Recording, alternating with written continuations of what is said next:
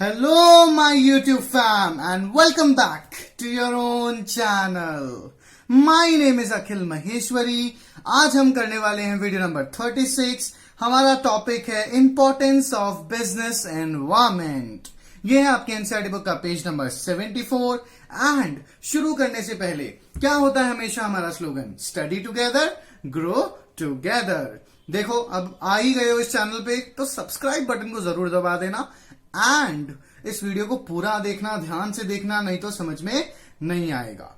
देखो importance of business environment समझने से पहले थोड़ा सा रिकैप्चुलाइजेशन कर लेते हैं. हमने क्या पढ़ा बिजनेस एनवायरनमेंट के बारे में कि बिजनेस एनवायरनमेंट क्या होता है, सम टोटल होता है उन सारे एक्सटर्नल फैक्टर्स का जो कि बिजनेस के कंट्रोल में नहीं है ना, बट इससे बिजनेस इंपैक्ट होगा, अफेक्ट होगा.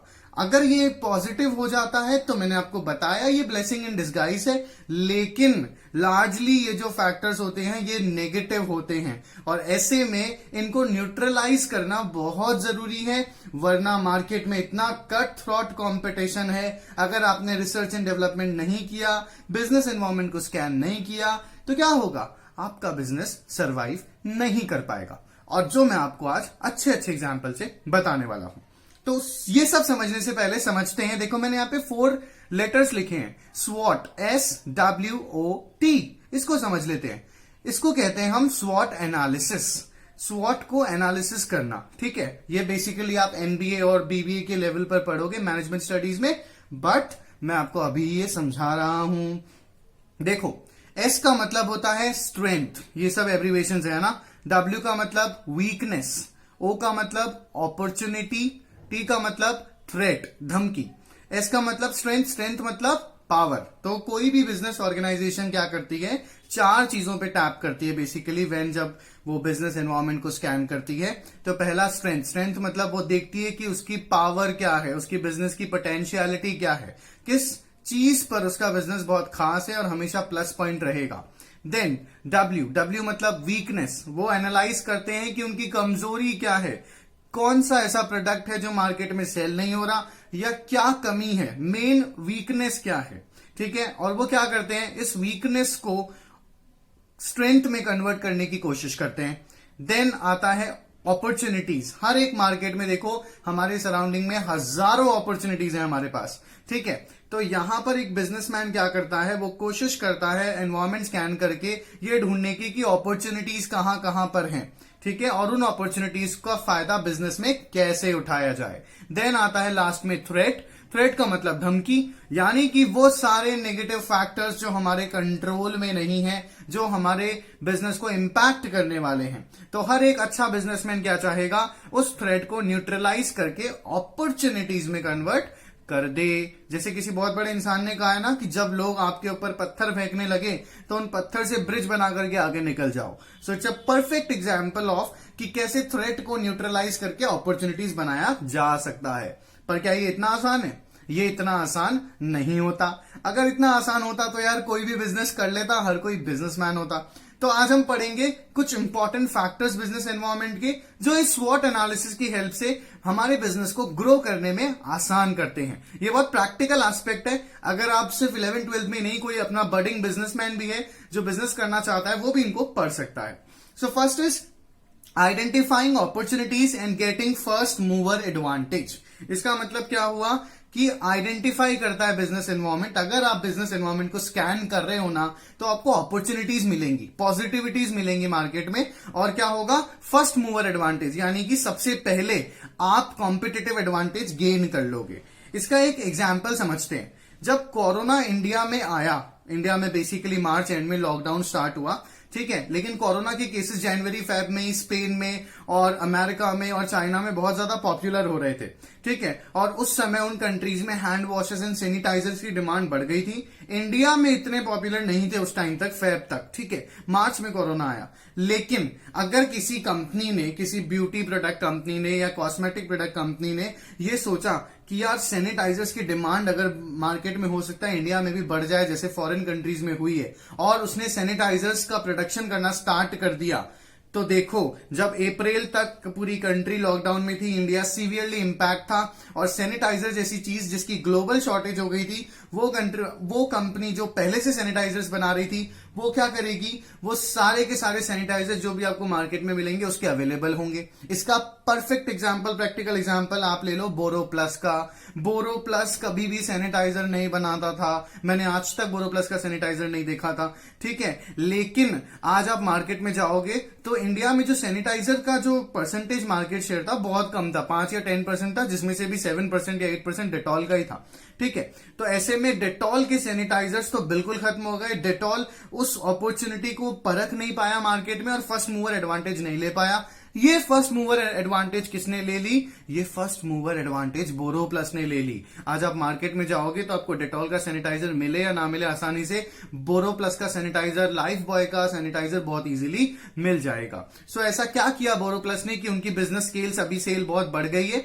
सिंपल सी चीज है, उन्होंने अपने मार्केट को आइडेंटिफाई किया, ढूंढा कि क्या अपॉर्चुनिटीज अवेलेबल है, और उन्होंने उस चीज पे पहले से ही वर्क किया और फर्स्ट मूवर एडवांटेज पा ली, ठीक है। सो हैशटैग पर ध्यान दो, अर्ली स्टेज स्कैनिंग। अगर आप बिजनेस एनवायरनमेंट को अर्ली स्टेज पर ही स्कैन कर लेते हो तो आपको मैक्सिमम बेनिफिट्स मिलते हैं उसके, ठीक है। You can yield maximum benefits, जैसे बोरो प्लस कर रहा है। Then you can go much ahead of your competitors, कि डेटॉल तो भैया अब सैनिटाइजर्स बना रहा है ना, जब एक्चुअली डिमांड क्रिस्टल क्लियर है। लेकिन बोरो प्लस ने तो फ्यूचर प्रिडिक्ट कर लिया था, उन्होंने देख लिया था जिस तरीके से सैनिटाइजर की ग्लोबल शॉर्टेज हो गई है इंडिया में, taking into account the population, यहां भी बिजनेस ग्रो कर सकता है।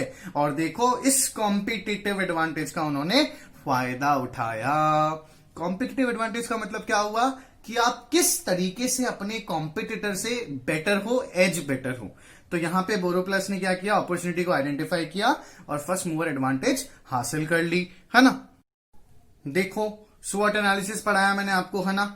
तो अपॉर्चुनिटी आइडेंटिफाई की तो आपको फर्स्ट मूवर एडवांटेज मिल गई। सेकंड इंपॉर्टेंस क्या है बिजनेस एनवायरनमेंट की, पॉइंट पर ध्यान दो, identifies threat and early warning signal.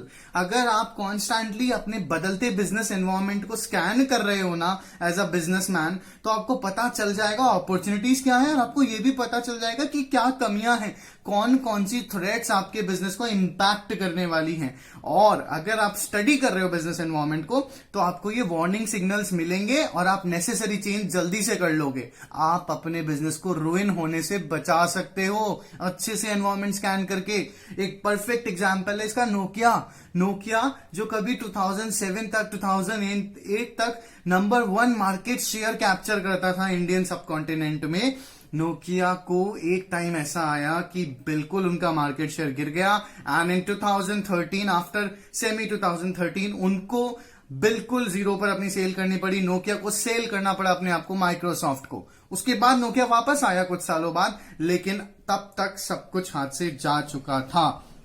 तो यहां पे नोकिया से क्या गलती हो गई, क्यों उनका बिजनेस अच्छा खासा वेल एस्टैब्लिश्ड बिजनेस बर्बाद हो गया, रुइन हो गया? उसके पीछे का सिंपल रीजन है, उन्होंने आने वाली थ्रेट्स को नहीं पहचाना, उन्होंने एनवायरनमेंट को स्कैन नहीं किया। कैसे?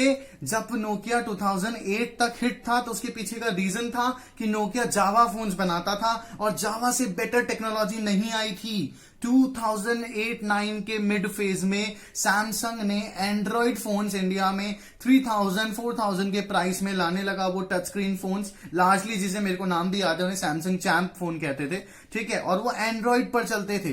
तो जब उनका एंड्रॉइड का इतना यूजर फ्रेंडली इंटरफेरेंस देखा लोगों ने, तो लोगों ने नोकिया से एक्सपेक्टेशन रखी कि नोकिया भी एंड्रॉइड लाएगा। सैमसंग धड़ाधड़ एनवायरनमेंट को स्कैन करके अपॉर्चुनिटी लेते हुए एंड्रॉइड पे एंड्रॉइड बना रहा था। नोकिया ने ये मिस्टेक की, उन्होंने एनवायरनमेंट को, लोगों की नीड को, आने वाली थ्रेट को स्टडी नहीं किया, और वो लोगों ने क्या किया, उल्टा उन लोगों ने तो विंडोज फोन, लूमिया फोन ला दिए, एंड विंडोज फोन कभी भी यूजर फ्रेंडली नहीं रहे when compared with Android. As a result क्या हुआ, 2009 से 2013 तक नोकिया खिंचता गया अपने आप को जैसे तैसे करके। फाइनली 2013, मिड 2013 में नोकिया को अपने आप को खत्म करना पड़ा। ये परफेक्ट एग्जांपल है जो आपको बताता है कि अगर आप थ्रेट्स को आइडेंटिफाई नहीं कर रहे हो तो आप बहुत ज्यादा गलती कर रहे हो। हैशटैग पर ध्यान दो, timely information and scanning provide warnings, कि पहले से बर्बाद होने से पहले ही अगर आप बिजनेस एनवायरनमेंट को स्कैन कर रहे हो तो आपको टाइमली इंफॉर्मेशन मिल जाती है और timely necessary changes are made, और आप उस अकॉर्डिंग जरूरत के अनुसार चेंजेस कर लेते हो। देन थर्ड इंपॉर्टेंट फीचर क्या है, इंपॉर्टेंस क्या है बिजनेस एनवायरनमेंट की, टैपिंग एंड असेंबलिंग रिसोर्सेज। देखो समझना, helpful in assembling resources according to demand. Market किस पे चलता है, मार्केट चलता है डिमांड पर, ठीक है, और डिमांड कॉन्स्टेंटली बदलती है, ठीक है। The more the demand there should be the supply accordingly, यही मार्केट का फंडा है। तो अगर आप बिजनेस एनवायरनमेंट को स्कैन कर रहे हो अच्छे से तो आपको पता चल जाएगा आने वाले टाइम में किस चीज की डिमांड है, और आप उस अकॉर्डिंग उस प्रोडक्ट को बनाने लग जाओगे। एज अ रिजल्ट क्या होगा, आप बाकी सबसे आगे बढ़ जाओगे। जैसे वही एग्जाम्पल पे आ जाओ, बोरो प्लस ने मार्केट को स्कैन किया और उनके बाद उनको पता चला कि यार सैनिटाइजर्स भी बनाए जा सकते हैं, सैनिटाइजर की डिमांड आने वाली है भैया फ्यूचर में, ठीक है। तो उन्होंने क्या किया, उन्होंने अपना सारा प्रोडक्शन जो भी वो करते थे उस सबको एक बार रोक करके और स्लो करके उन्होंने सैनिटाइजर का कॉन्टिन्यूअस प्रोडक्शन किया। और आज क्या हो रहा है, जो सैनिटाइजर की डिमांड है वो बोरो प्लस जैसी कंपनी जो कभी सैनिटाइजर मार्केट में थी नहीं, वो फुलफिल कर रही है। यार मैं लाइफ बॉय का भी एग्जांपल दे सकता था, मैं और भी कंपनीज का एग्जांपल दे सकता था, मैं सैनिटाइजर का एग्जांपल बोरो प्लस से क्यों दे रहा हूं, इसलिए दे रहा हूं क्योंकि सीखने वाली बात क्या है यार कि वो इस पर्टिकुलर सेगमेंट में थे ही नहीं, लेकिन आज जैसे ही डिमांड आई उन्होंने पहले ही फर्स्ट मूवर एडवांटेज ले लिया और आज कितने आगे वो बढ़ गए। Then it saves money and the concept of closing stock. इसका मतलब क्या हुआ कि अगर आप सही तरीके से एनवायरमेंट को स्कैन कर रहे हो और अपॉर्चुनिटीज को एनहांस कर रहे हो और थ्रेट्स को न्यूट्रलाइज कर रहे हो तो आपका पैसा बचेगा, आपके रिसोर्सेज बचेंगे और कभी भी आपका स्टॉक क्लोजिंग स्टॉक में जाएगा ही नहीं, क्योंकि वो आप ऐसी चीज बनाओगे जिसकी डिमांड होगी, और डिमांड अगर सप्लाई को डिमांड होगी तो ऑब्वियसली सप्लाई मीट होगी। तो आपको कभी भी क्लोजिंग स्टॉक का मतलब क्या हुआ, बचा हुआ स्टॉक जो अभी सेल नहीं हुआ है ना, तो आपका ऐसा कोई प्रोडक्ट होगा ही नहीं एज अ बिजनेस जो सेल नहीं हो, क्योंकि आप ऑलरेडी वो चीज दे रहे हो जिसकी डिमांड है। आया आपको समझ में? देखो नेक्स्ट इसकी इंपॉर्टेंस क्या है बिजनेस एनवायरनमेंट की, adjust and adapt the rapid changes. देखो हमारे आसपास के एनवायरनमेंट में, बिजनेस एनवायरनमेंट में जो चेंजेस है ना वो फटाफट बदलते हैं, कस्टमर टेस्ट एकदम से बदल जाता है, आपको पता भी नहीं चलेगा ट्रेंड कैसे बदल गया, ठीक है। तो बिजनेस एनवायरनमेंट को स्टडी करना बहुत जरूरी है, essential to understand the business changes. क्यों? क्योंकि अगर आप एनवायरनमेंट को स्कैन कर रहे हो तो आपको पता चलेगा बिजनेस में आने वाले क्या क्या चेंजेस हैं और आप उस अकॉर्डिंग अपने बिजनेस को चेंज कर पाओगे, है ना। आप एक कैमेलियन की तरह अपने आप को उस एडेप्टेबिलिटी में ढाल पाओगे। Business environment helps in understanding changes and coping up. अगर आप सही तरीके से बिजनेस एनवायरनमेंट को स्कैन कर रहे हो तो आने वाले चेंजेस आपके लिए अपॉर्चुनिटी ही लाएंगे। एक ही एग्जांपल पे स्टिक करूंगा, आप देख लो, बोरो प्लस सैनिटाइजर नहीं बनाता था, लेकिन उन्होंने स्टडी किया ना मार्केट को, तो उनके लिए उनको पता चला कि यार एक ऐसा प्रोडक्ट अब डिमांड में आने वाला है जो हमारे सेगमेंट में नहीं है। उनके लिए तो ये थ्रेट थी बहुत बड़ी, ठीक है, लेकिन उन्होंने क्या किया, इस थ्रेट को न्यूट्रलाइज करके अपॉर्चुनिटी में कन्वर्ट कर दिया। उन्होंने पहले ही इस चीज को समझ लिया और इसका ट्रेमेंडस प्रोडक्शन कर दिया, डिमांड को सप्लाई से मिला दिया। सो ये क्या करता है, मार्केट में जो रैपिड चेंजेस होने वाले हैं बिजनेस एनवायरनमेंट, आपको उन रैपिड चेंजेस के साथ रैपिडली बदलने में हेल्प करता है। Then helps in planning and policy making.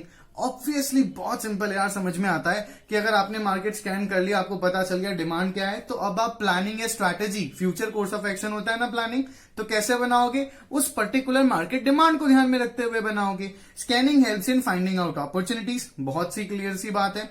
Grabbing opportunities and analysing and neutralising threat. अगर आप बिजनेस एनवायरनमेंट को अच्छे से स्कैन कर रहे हो तो आपको अपॉर्चुनिटीज मिलेगी, आप उन्हें ग्रैब कर पाओगे, जैसे बोरो प्लस ने ग्रैब की, है ना। आप उनको एनालाइज कर पाओगे अपॉर्चुनिटीज को, एंड देन न्यूट्रलाइजिंग थ्रेट। अब देखो इसमें भी बोरो प्लस ने क्या स्ट्रेटेजी अपनाई एनालाइज करके, कि उनको ये तो पता था कि है ना सैनिटाइजर की डिमांड होगी, है ना, उन्होंने प्रोडक्शन भी किया, बट वो इस चीज को लेकर के श्योर नहीं थे कि लोग हमें, हमारे प्रोडक्ट को सैनिटाइजर के रूप में, हमारे ब्रांड को सैनिटाइजर के रूप में एक्सेप्ट करेंगे या नहीं करेंगे। तो उन्होंने क्या किया, उन्होंने 500 ml की बॉटल्स नहीं बनाई इनिशियली, उन्होंने 50 ml वाली छोटी छोटी सैनिटाइजर की बॉटल ही प्रोड्यूस की। फिर जब उन्होंने देखा कि हाँ भाई डिमांड बढ़ रही है, अब जाकर के वो बड़ी बड़ी बॉटल्स का प्रोडक्शन कर रहे हैं, ठीक है। देन उसी according plan. So basic point क्या है कि जैसे ही आपको मार्केट में पता चल गया क्या ट्रेंड बदल रहा है, आप अपनी प्लानिंग भी तो उसी अकॉर्डिंग करोगे ना। तो बिजनेस एनवायरनमेंट आपको प्लान करने में हेल्प करता है अच्छे से, future course of action. Then next last importance की बात की जाए तो परफॉर्मेंस इंप्रूवमेंट। ऑब्वियसली अगर आप बदलते एनवायरनमेंट के साथ खुद को बदल रहे हो, डिमांड जो बदल रही है, आप डिमांड को फुलफिल कर पा रहे हो, तो ऑटोमेटिकली ऐसा नहीं होगा कि आपका बिजनेस डाउन जाएगा। आपका business up up up above the sky चला जाएगा। बहुत अच्छी आपकी परफॉर्मेंस इंप्रूव हो जाएगी। एनवायरमेंट स्कैन का देखो यहां पे लिखा है मैंने hashtag environment scan is equal to improvement of performance. सही से अगर एनवायरमेंट स्कैन करोगे तो परफॉर्मेंस आपकी इंप्रूव होगी ही होगी। परफॉर्मेंस भी अगर इंप्रूव नहीं हुई तो एटलीस्ट आपका बिजनेस रुइन नहीं करेगा। Then internal environment is equal to external environment. इसमें एक चीज ध्यान रखनी है आपको, कैसे परफॉर्मेंस इंप्रूव होगी, इंटरनल एनवायरनमेंट को बैलेंस करना पड़ेगा एक्सटर्नल एनवायरनमेंट के साथ। मतलब क्या, एक्सटर्नल एनवायरनमेंट डिमांड करता था सैनिटाइजर की, तो बोरोप्लस ने क्या किया, अपने जो एम्प्लॉइज थे उनको काम पे लगाया, सारा काम छोड़ करके वो सैनिटाइजर बनाने लगे। तो जब एक्सटर्नल एनवायरनमेंट को बैलेंस करने की कोशिश की गई ज्यादा एम्प्लॉइज के साथ, ज्यादा प्रोडक्शन के साथ, तो डिमांड ने सप्लाई को मीट किया। एज अ रिजल्ट बोरोप्लस आज प्रॉफिट में है। Then prosper of organisation is equal to market share.